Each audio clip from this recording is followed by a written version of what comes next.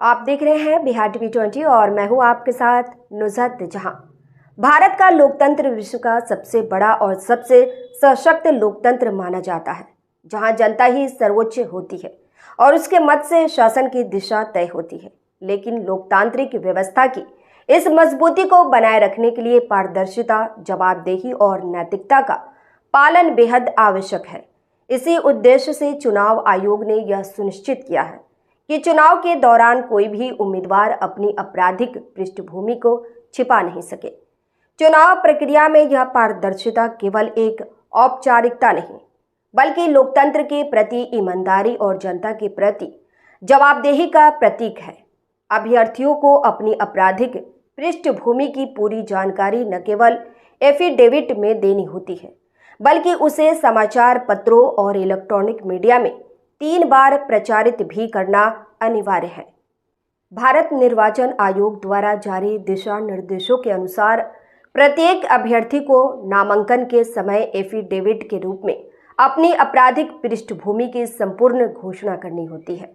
इस घोषणा में निम्नलिखित विवरण देना आवश्यक है: संबंधित थाना का नाम, कोर्ट का नाम जहां मामला लंबित है, केस नंबर एवं अपराध का विवरण, मामले की वर्तमान स्थिति, यदि किसी अपराध में दोष सिद्ध हुआ तो न्यायालय का नाम, भारतीय दंड संहिता की धाराएं, आदेश की तारीख, अधिरोपित दंड और अपील की स्थिति की जानकारी देनी होती है।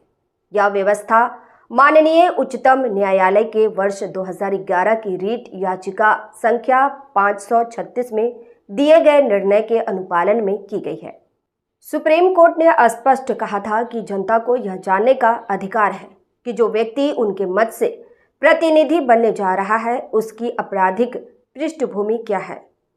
लोकतांत्रिक पारदर्शिता को और मजबूत करने के लिए माननीय सुप्रीम कोर्ट ने 25 सितंबर 2018 को एक ऐतिहासिक आदेश पारित किया था।